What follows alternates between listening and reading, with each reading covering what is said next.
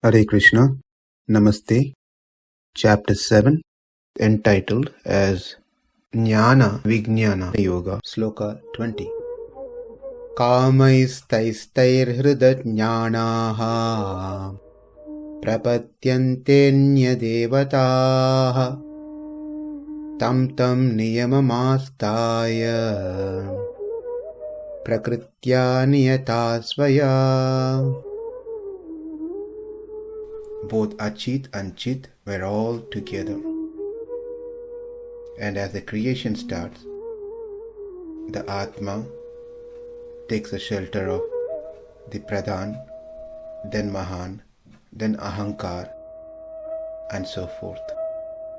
If the Lord was not kind enough to create this world, we will have no opportunity to get out of that undifferentiated state to a differentiated state and finish our karma to return back to Krishna and be actively engaged in His service. When we say return back to Krishna, it is not we go back again into a dormant state, undifferentiated state. We in our swarupa, natural form, we fully engage in service of Krishna. Not knowing what I have done for the living entities, they think that I am someone special with some special skills. I am one among the devatas. Why? Because I did some miraculous acts like lifting a mountain called Govardhana. I killed demons like Putana, Satakasura, Trinavarta, Aghasura, and so many. These people conclude that I must be a devata, a demigod.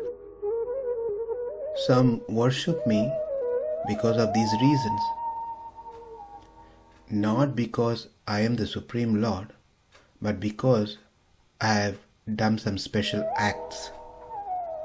They base their relationship based on my activities and abilities.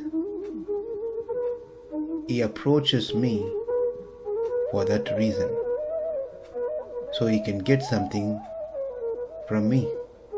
And this is called hṛta-jñānāḥ, a relationship that's based on one's nature, one's guna, one's ability, skills, and so forth. Whereas Swarupa hṛta-jñānāḥ is very special because that is not based on the guna, the ability, but it is completely based on the relationship. Krishna is my father. Krishna is the Supreme Lord. Krishna is the Master. Therefore, I love Him. When we base our relationship in this manner, then whatever happens in our life, whether it's good or bad, we don't turn away from Krishna. Because what is important for us is His relationship. Swarupa hṛta-jñānāḥ. We don't focus on guna hṛta-jñānāḥ. What He has done for me, what He has not done for me, and so forth. So Krishna says, hard to find people who base their relationship with me on Swarupa hṛta-jñānāḥ. If at all they come to me, they are coming based on the guna hṛta-jñānāḥ. Nevertheless, I still show my qualities. Saushilyam, Vatsalyam, Mardhavam, Arjavam, Sauhartam, Karunyam, Madhuryam, Gāmbīryam, Audhāryam. The list can go on with unlimited qualities of the Lord. How much He loves us, how compassionate He is, how friendly He is, how merciful He is, how sweet He is, how pleasant He is. All these are His wonderful qualities. It is just us who do not understand this. Or the truth is, we don't want to understand this. Why? Because we are caught up with the worldly things. We want focus on our material progress. We want to focus on pleasure that I can get now, not tomorrow. So we go to these various devatas.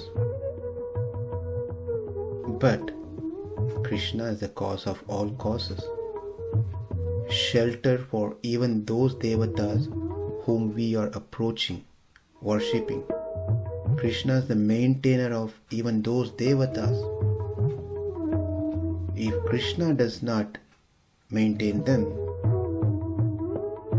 give his shelter to them, they cannot exist. Therefore, no one is greater than Krishna. And no one can ever become greater than Krishna at any time. The things of this world that happens where you climb the ladder to become someone great by removing the one who is already there and taking his position. That's what usually happens in the world, in politics, in corporates, in many places. And that can never happen, and there is no option for such things when it's come to spirituality. Krishna is always Krishna. He is Brahman. He is Supreme Lord. No one can ever replace Him. Therefore, the purpose of Bhagavad Gita is a fast track to give information. Of course, Krishna gives options throughout Bhagavad Gita. Various options has been given. So we all types of living entities can stay connected and be within the umbrella of Vedas.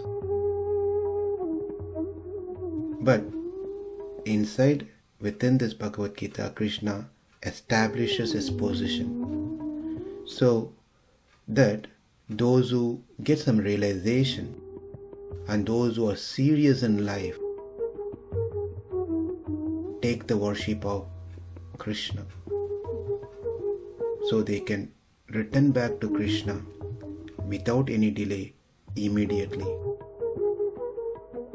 Of course, when I say immediately, not to get scared at the end of the life, this very life. Well, someone may say, I understand that Krishna is the one who can give moksha.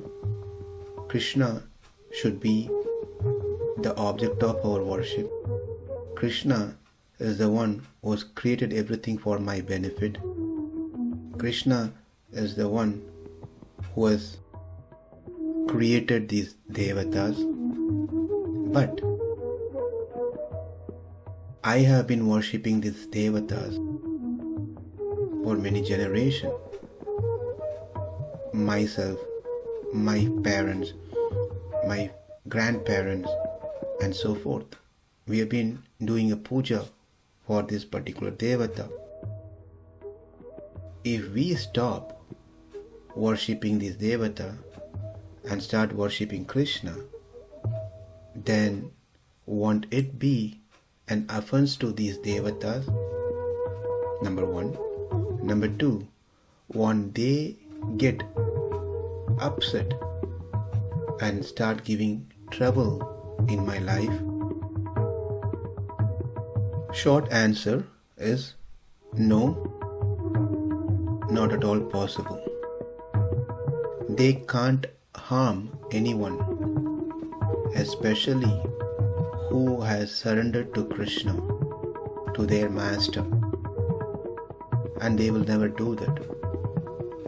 Rather, they will be very happy when they see that their devotee has now understood the real truth and became Krishna's devotees. And the whole Vedic system is for that reason.